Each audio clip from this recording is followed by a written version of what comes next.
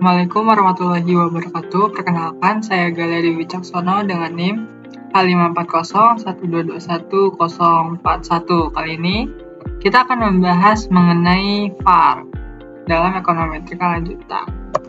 Oke, apa itu VAR? Ini adalah model simultan untuk direct waktu atau time seriesnya jenisnya multivariat, di mana setiap variabel ini dijelaskan oleh flag atau nilai dari masa lalunya dan variabel lain dalam satu sistem, dan tidak memerlukan asumsi eksogenitas, dan semua variabel diberlakukan sama endogennya. Nah, ini model VAR diperkenalkan oleh Christopher A. Sims pada 1980-an sebagai respon atas kebutuhan model yang fleksibel dan problem adanya endogenitas. Saat ini dipakai peneliti kebijakan moneter, pasar keuangan, dan akademisi. Nah, ini kapan diperlukannya? Saat beberapa deret waktu saling mempengaruhi, misal inflasi, suku bunga, GDP, dan ketika ingin mempelajari dinamika jangka pendek tanpa harus memaksakan struktur ekonomi, ketika habis memastikan variabel stasioner atau setelah diferensiasi agar varia ini valid. Oke, di mana digunakannya? Ini sangat banyak ya, dari bank sentral, moneter, inflasi, terus di lembaga riset makroekonomi, terus juga masuk di investasi untuk forecasting, terus juga tentunya di akademisi. Nah, ini kenapa kita menggunakannya? Pertama, karena fleksibilitasnya, terus karena permasalahan endogenitas yang diperlakukan setara untuk mengurangi bias dari asumsi eksogen perdagangan, terus menangkap feedback antar variabel lewat lag, terus juga sebagai alat dari impulse response dan variable decomposition. Nah, bagaimana cara melakukan ujinya? Pertama, validasi datanya, kita cari datanya, terus kita uji stasionaritasnya, kita tentuin lag-nya, kita estimasikan varia, kita deteksi kointegrasinya, lalu estimasi VSM-nya, dan lanjut ke analisis CRF dan VAVD-nya. Oke, langsung aja kita ke pengaplikasiannya. Let's go! Oke, sekarang kita sudah ada di dalam softwarenya, software RStudio. Kita akan melakukan uji VAR. Yang pertama kita masukkan dulu data dari Excel-nya. Di sini ada datanya. Kita ubah untuk memudahkan menjadi data, lalu kita impor. Lalu kita masukkan RScript-nya. Di sini aku udah menyiapkan. Oke, pertama kita ubah data yang sebelumnya di sini. Kita ubah dengan menghilangkan kolom 1, 2, 3 yang tidak diperlukan. Lalu kita ubah nama menjadi TS data di sini. Kita run aja. Di sini kita ubah TS datanya menjadi data time series yang dimulai dari Januari 2009 dengan frekuensinya ini bulanan. Kita run aja. Lalu kita lihat hasil akhir dari tes datanya. Oke, udah benar ya. Kita lihat dari plotnya, dari data mentahnya. Sini terlihat, ini tidak perlu diapa-apakan, untuk informasi saja. Tahap pertama kita stasionaritas data dulu dengan menginstal package dari ATSA. Kalau belum ada bisa diinstal di sebelah sini. Karena di sini sudah, kita jalankan aja. Lalu kita uji satu-satu dulu. Nah, di sini yang pertama di taraf level masih belum stasioner ya. Kita diferensikan. Diferensi yang pertama sudah langsung stasioner, berarti kita lanjut ke variabel yang kedua. Di sini masih belum stasioner ya. Kita stasionerkan. Oke. Satu di sini masih error. Coba kita ketik ulang. Kita copy dari sini. Menjadi kita tambahkan differencing ya. div dari, kita coba lagi. Nah, di sini sudah ya, hasilnya di bawah 0,05.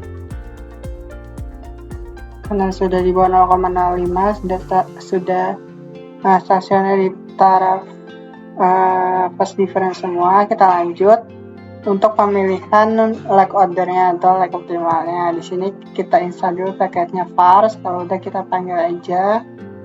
Oke, lalu kita melakukan nih pemilihannya. Pertama kita menggunakan vars select dari test data yang kita punya tadi dengan lex max-nya 10. Oke, di sini nilai IC-nya 7, HQ-nya 1, SC-nya 1, dan FPE-nya 6. Nah, yang paling banyak menghasilkan angkanya itu 1, berarti lag-nya ini kita pilih 1. Ada juga yang bilang bahwa dilihat dari SC-nya di sini dari beberapa ahli ya. Jadi kita tentukan saja lag-nya di angka 1. Lalu kita mulai var-nya di sini test data kita tentukan 1 dengan tabnya konstan. Oke, di sini sudah keluar hasilnya. Ini persamaan estimasi koefisien untuk persamaan ln imani-nya. Sini 0,67 berarti persistensinya kuat terhadap imani itu sendiri, dan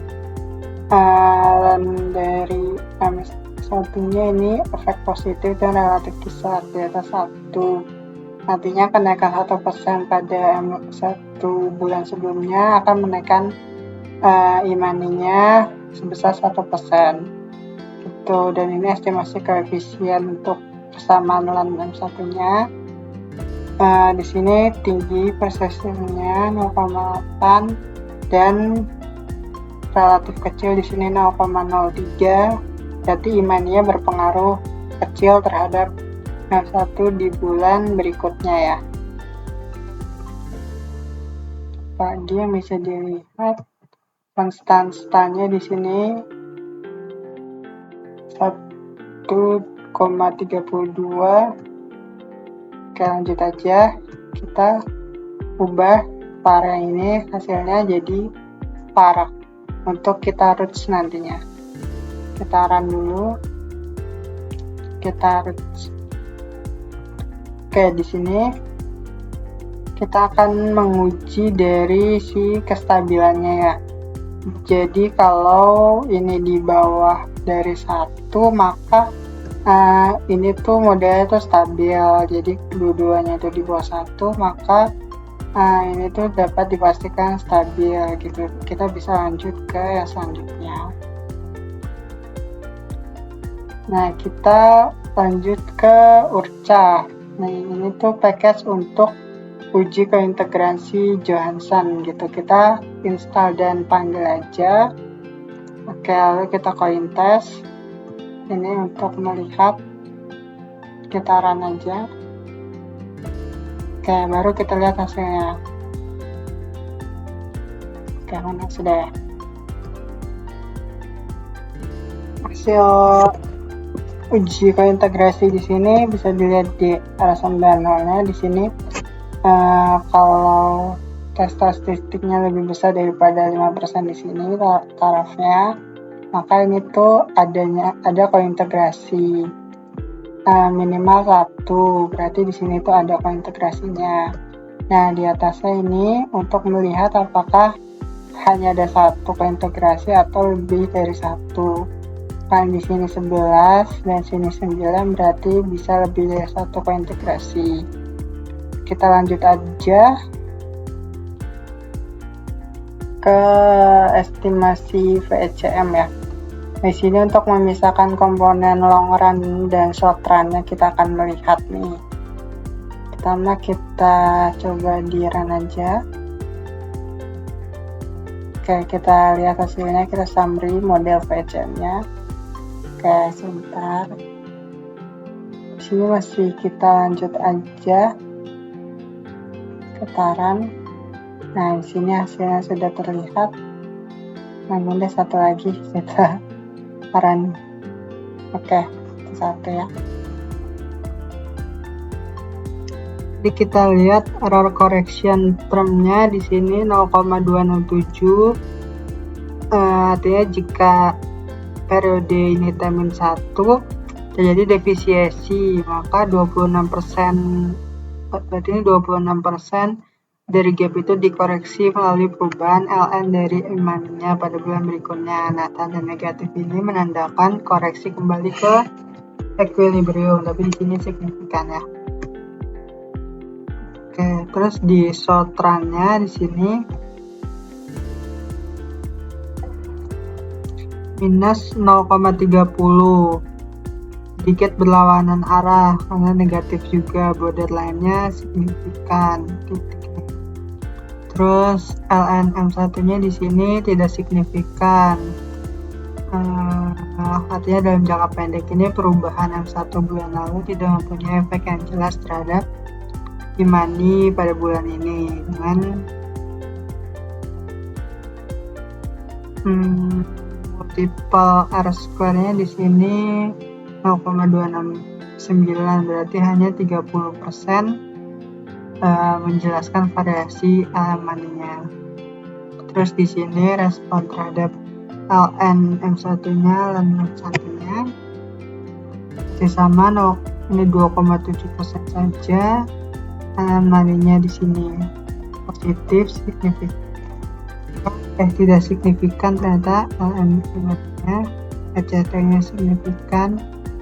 Lalu multiple R-square-nya di sini 11% menjelaskannya. Lalu di sini model VCM beta-nya long run-nya 1%. Bentar, gimana bacanya ya? Berarti kenaikan 1% dari M1 akan berasosiasi dengan kenaikan e-money minus 3%. 3% ya di sini. Ya begitu. Jadi kita bisa lanjut aja ke VCM selanjutnya. Di sini kita ingin mengetahui estimasi dari kita ingin masuk ke bagian IRF udah ya. Sini sudah masuk. Oh ya benar. Kita ke IRF, kita run lagi, kita munculin fact to var-nya. Oke, kita run. Hasilnya di sini tuh 60. And akhirnya kita masukin, lalu kita run lagi. Kita lihat plotnya. Nah, di sini plotnya terlihat. Gimana perbisaan? Nah,